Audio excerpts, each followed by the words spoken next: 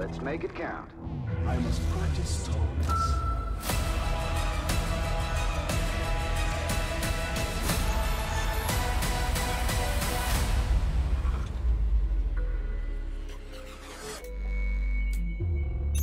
Next. GSL Season 3. Reversal. 2019. Mountain Dew. GSL Season 3. Code S. Reversal.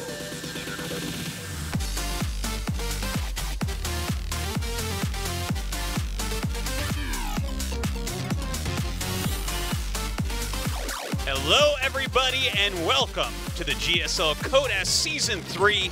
I am Artosis. And I am Creighton Olsen. Yeah, welcome, Creighton. People may not know who you are, so why don't you just introduce yourself real quick? Well, thank you very much, Artosis.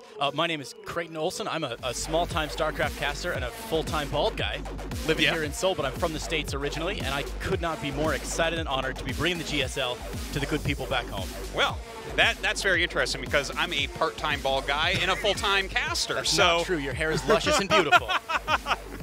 All right. So thank you for joining me here today. Tasis is on vacation, and Creighton's been doing a lot of casting. Did the GSL qualifiers, some WCS stuff, and that, you know, just been all over the place as a community figure. Thought, you know what? Let's give him a try up here on GSL Code S. So we're going to have a lot of fun today. The group is amazing. We just saw the results from yesterday, by the way. Special going through again. Unbelievable stuff. That a boy, Juanito. He's raising it for us all, man. I know. It's so good to see the foreign players really making a splash and keeping up their support to the round of 16. Looks like we're going to Giri for a big award. That is right. The Nestea Award is being given out once again. Oh my God, who could it be? Well, we already know it. Oh, you might as well. GSL 13번째 All right, so Giri says, let's see who's going to receive it today. This is the 13th player to get the Nestea Award. It is Jin Air Green Wings SOS. Here's your trophy. What a handsome man. Thank you. Congratulations on the Nestea Award. 2016, Season 2. Since then, 10 consecutive Code S. How do you feel about that? I think I should have received this a lot earlier. But in 2016, I had poor results. So that's why it took a longer time. But you know what? I'm still very happy about it.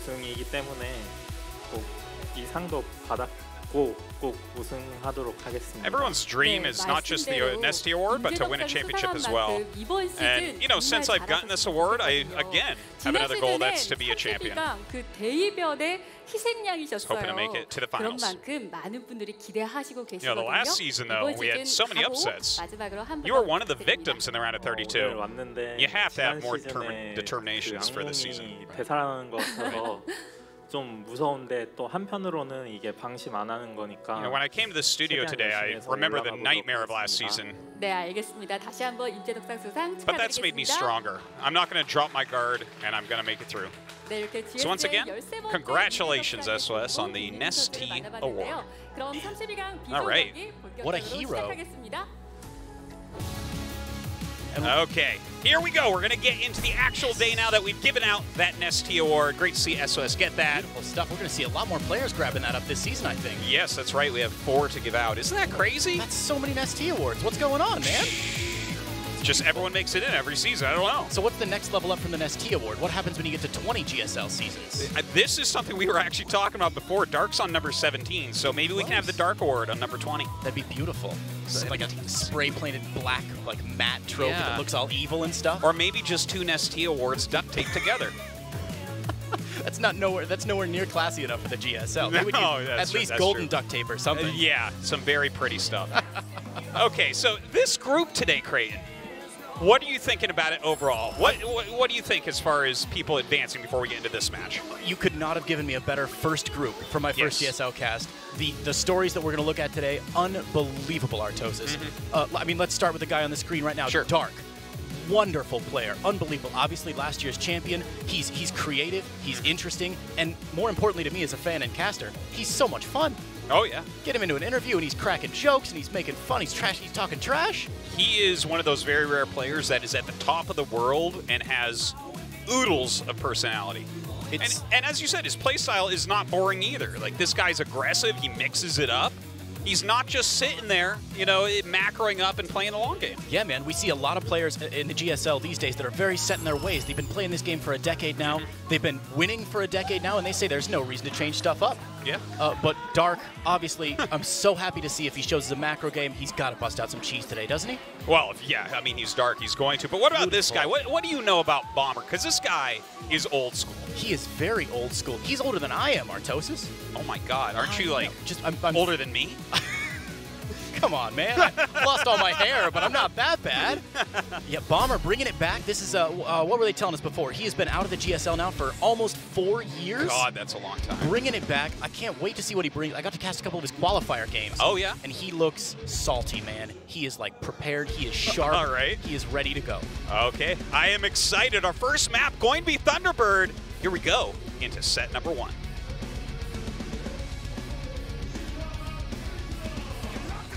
Fight!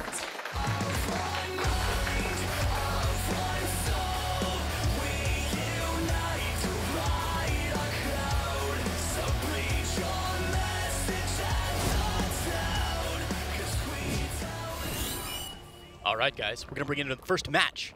Our first player in the blue, in the top left-hand corner of Thunderbird LE. Gosu Crew, Dark.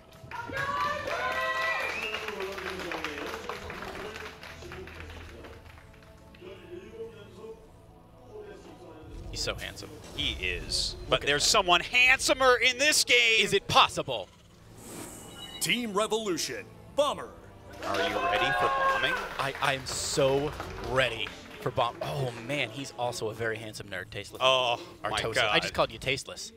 Well, that's the greatest compliment anyone's ever given me. I've committed the mortal sin. I've been worried all week that I'm going to call you Tasteless. I got it out of the way at the beginning of the broadcast. Well, I'm sure I'll call you Tasteless at some point as well. Don't worry. Would that I We're could just be a so couple lucky. of Tastelesses up here. Seriously. Oh, goodness gracious. So I gotta say, I got to cast a couple of Bomber's games because he was in the GSL qualifiers on day 2. Yeah. So I got to cast one of his matches against True. He went, so interestingly enough, True actually knocked him down to the loser's bracket at the beginning of day 2. He went 0-2 against True, and then came back to face him because True lost his winner's bracket match. Yeah. And then Bomber 2-1'd him, so he got his revenge. Oh, nice. But one of the most impressive games was game 2 on Thunderbird from the qualifiers, yeah, where Bomber and True had about the scrappiest gosh darn game I have ever seen. Those boys, it was one of those great games where the players get tunnel vision. Yeah. And Bomber had committed to this biomech style. He had like a couple Thors and a lot of Marines on the map, and he was just going for it. Hey, what's up? Some fans out there. Look at that. Yeah. Rock and roll. So anyway, in the Thunderbird games that we saw from Bomber in the qualifiers, he was bringing it. But tell me, what is Dark gonna do on this game number 1? Well, he got pretty quick gas, pretty quick pull here. His speed's going to be finishing up relatively soon, but the Reaper hasn't left this area of the map. It doesn't seem like there's like that many Lings. It looks like he's grouped up 6 over on the side. And, you know, a lot of times, oh my God, that's a very quick third command center. But so fast. These Lings come in, the Reaper sees them immediately. Now, he can't let this Reaper die. He has to micro it very carefully. Absolutely. Letting that Reaper die would be a travesty right now, especially with that command center on the high ground. And now, what is standard here as far as up above here? What is Bomber going to build behind this? Well, Bomber actually cancels that command center like instantly, doesn't feel like he can hold on, and restarts it. But you know what? He already had another command center started in his main base, so I feel like this damage is not as critical as what Dark was hoping it would do. Is Dark going to get fooled? Is he going to think, haha, I've stopped his command center, and now I've got a massive build order advantage? You know, it might be, like, looking at this, he popped up the ramp and saw that the factory was a little bit late, so he might be able to intuit that maybe there's another command center up there, but he did force the cancel. It does slow down the economy a little bit, but I feel like Bomber's actually completely fine. That was like an instantaneous reaction. And we see him committed to this style. As soon as that one on the low ground got canceled, we saw him immediately drop the third command center on the high ground as well. And it looks like he's doing his swap overs, everything you would expect from a pretty standard TVZ so far. Yeah, and look, I actually even like his placement right there. He kind of uses that barracks as an additional piece of wall just in case. You never know what's going to come up here, but that will kind of inhibit any Baneling rushes or roaches coming up the ramp. So I'm liking what Bomber's showing us so far. But we gotta point out the elephant in the room here, right? Dark got to choose who to play against. The top 2 finishers in GSL always get to choose. Yes. So he deems Bomber the weakest player in GSL Codes. That's gotta hurt. with a player with a pedigree as long as Bomber. It's got to be a sting right? just a little bit to say. It's like when you're the weak kid on the playground. Were you ever the weak kid on the playground, Artosis, when they were picking kids for dodgeball and you were the last one left? Not in dodgeball, but yeah, in other sports. Yeah. Okay. I was pretty good at dodgeball. I'm good at running away from things, but It's a key skill. this is how my family line has lasted up until me, right? I'm a StarCraft comic guy. I have no other skills. I was small and weak, but also very slow, which didn't help a whole lot. So, look at this. Bomber feeling confident enough to drop that third CC on the low guard to expand to his natural here. He's got to feel good about defending it, and I think he's right. We don't see a lot of lings out of the map just yet. Yeah, you know, Dark is trying to drone up a little bit. You know, he's not put that much into his aggression since the early portions of this game, and now that Bomber has 3 bases sitting here, like, he's going to be able to produce his SCVs like mad. He's going to have mules dropping all over the place. He's going to be able to power up really hard. And if you remember what Bomber's style really has always been, he is a heavy macro player. Absolutely. Absolutely. Little Ling run by here. It looks like, oh, he's going to catch one of those Hellions out, but there's going to be plenty here from Bomber to defend against that. Not going to lose any SCVs. Yeah, he sees what's going on. The Overlord, of course, saw the command center flying over. Bailingness on the way, quite a few Lings being made here as well from Dark. So it seems like Dark is going to put on the aggression here off of just 43 drones. Unsurprising, I think, if you know anything about Dark's play. This boy not afraid to push out on the map and get something done, and there it is. We saw it coming as soon as the lair came down. Nidus Network on the way. Now, keep your eye on the minimap, guys. In the bottom corner there, Dark does have one Overlord who is scouting up on the main base. That's almost certainly where that Nidus is going to go, right? Oh, yeah, I would say so, 100%. And we'll see if Bomber actually puts anything over there to check. We notice he doesn't really have any walls or anything down at the front. Oh, catch. That's painful as all get out. Oh, He's going to need every last inch of DPS to defend against this Nidus, and even cleaning up that last Hellion as well. Yeah. Oh, dearie me. That's painful when you're playing against Mass Ling. So, you know what? The one thing, like, I like to try to find the silver lining. At least that kind of brings his units back up into his main more, but no vision of this Nidus. No patrolling Marine, no supply depot on the outside there. This is looking a little bit more dire than it may have initially for Bomber. Yeah, and look at this. He actually draws all the units down because of this Ling attack. Bomber will clear that, but now all the Queens in his main base with these Lings as well. Gorgeous. First siege tank will already be set upon by Lings here. That's going to get picked off immediately. Second one has sieged up, but the Queens are on top of it already. Oh my god, both the tanks being knocked out. The SCVs have been pulled. He has a lot of bio units coming up as well, but with this many Queens and this much damage dealt already, I'm feeling a bit nervous here for Bomber. It's not looking great. Look at that Queen energy. They've already got one creep tumor out of the main. Second Nidus is out. Bomber hanging on for dear life now. The natural expansion has been almost entirely cleaned out. All those SCVs up in the top, not doing anything. Let's see if Bomber can protect against this. He's got all the SCVs pushing against the Queens here, but there's so much damage from the Queens, Artosis. Oh my god, and the healing as well. These transfusions keeping them alive for so long. 35 SCVs going down. Absolutely disgusting. It's just a matter of time before the GG is typed in. That bunker on the top ground, maybe Bomber feels a little bit good about that, but with how many Queens is that? 4, 8, 9, 10, 11 Queens? You've got to be kidding me. It's ridiculous. Look at that, even blocks the tank retreat of the Nidus. The style points for Dark here. Goodness gracious, this is pretty awful. Even the Nidus down at the third base as well, getting picked away. I think Bomber might just be counting a little bit, taking a deep breath, and prepping himself here for game number 2, right? Dude, yeah. I mean, the game is certainly over. He may as well just chill for a moment and collect himself. But I want him to get out before Dark spells his name with Niduses, because that's where it gets real embarrassing. Is that something you've seen Dark do before? No, not yet, but with the amount of Niduses he has and the lead he has at the moment, there's always a first time. No better time than now. We see a ton of Banelings coming in here in the main base. 15 Banelings morphed in your opponent's main base. I don't know if that's offensive or in bad taste, but it's certainly close, isn't it? Yeah. We can see the Banelings crashing forward here. Marines trapped in the corner there, and there's the GG from Bomber. Dark is going to take a very quick and very painful game number 1. Fast and furious. I felt like Bomber's opening was okay. He reacted to the Zergling rush really reasonably well. He did. He didn't have any intel on that Nidus coming in, though. Like he pointed out, the Overlord was sitting there for quite some time. Dark was able to just pull the trigger, and if you don't see the Nidus before it pops up, it's very hard to react to. You're absolutely correct. And now this is a question that I've been wanting to ask you for some time. With Bomber coming back after such a hiatus from StarCraft, is he not going to be prepared for some of these Nidus builds, or is he probably on top of it? Because normally we see players have that scouting Marine patrolling in the top side of the main base, especially on a big map like Thunderbird. Well, it's certainly something new that's not from his era of StarCraft, but to qualify for the GSL, he's obviously very active with a ladder. If you're playing ladder, you're getting Nidus a certain amount. You know, I feel like he's somewhat ready, but Dark is really the consummate pro here. Yes, Bomber is a player with a rich history, but is he at the level of Dark at the moment? Dark certainly doesn't think so. I think Dark is a clear favorite today, but there are so many fans out there on the internet and probably in real life too. Yeah. Pulling for our boy Bomber here. Well, we'll see if he can do it. We're going to go into map number 2, New Repugnancy, Dark against Bomber.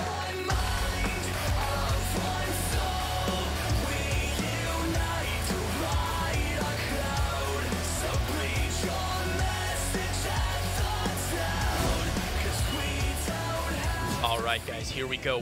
Map number 2 here is New Repugnancy LE. In the top right-hand corner, in the blue, Gosu Crew, Dark. Really putting it to Bomber that game. Oh, my God. absolutely. And it looks like in the bottom left-hand corner in the red, it is our second player. Oh, I've done it too soon. There it is. Team Revolution, Bomber. Attaboy. Not looking particularly happy.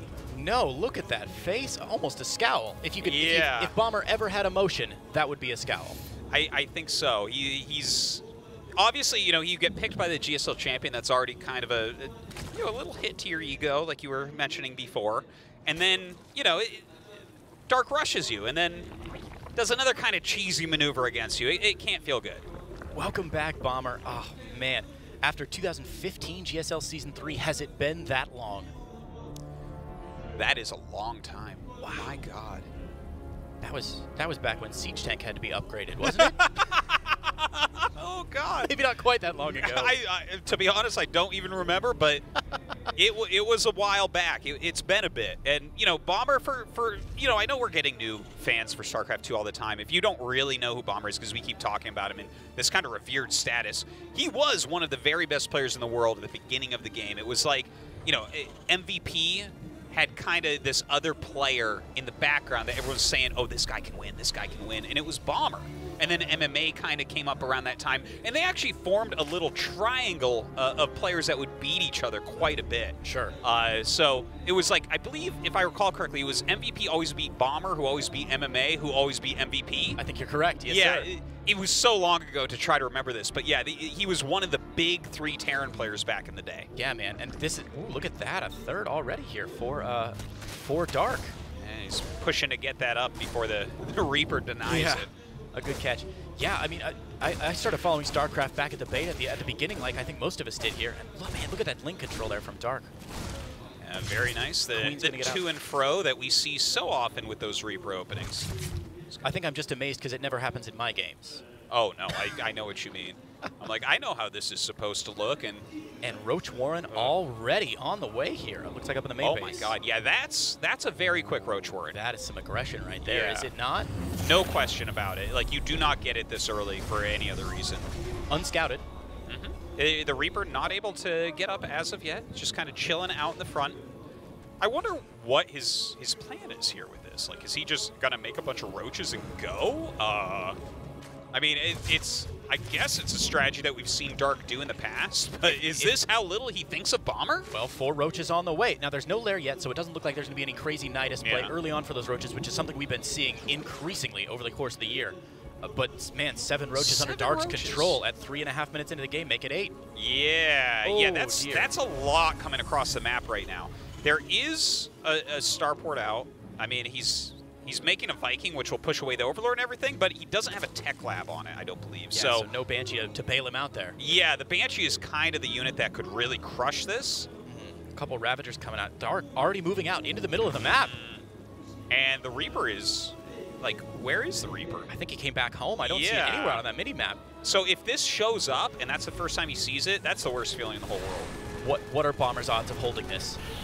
It's going to do a lot of damage. Like, maybe he does not die right now, but it's going to do a lot of damage. Here he comes. There's no units that really counter this very strongly. Okay, the SCVs get pulled immediately, goes up this ramp. And a great bile there on the last little conga line of SCVs as they get in there. Does the natural get sacked?